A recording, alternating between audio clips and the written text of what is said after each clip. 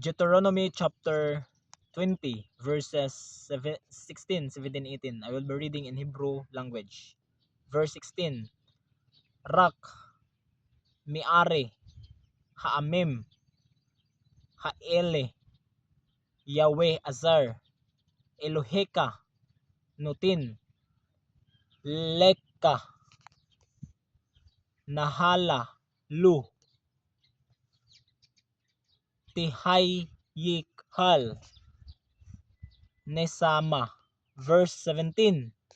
Ke, Haharim, Taharimim, Hihete, Weha Imore, Hakinaani, We Ha Perizi, Ha Wi, Yibushi, Asher, Se Weka, Yahweh, Eloheka. Verse 18. Limaan, Luazer, Maan, Luazer, Ye Lamidu, Etkem, Laasot, Kikol,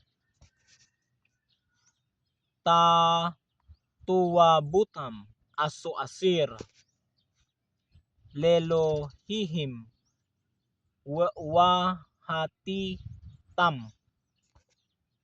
Yahweh es Elohikim. That's all in Deuteronomy chapter 20 verses 16, 17, 18 in Hebrew language. God bless.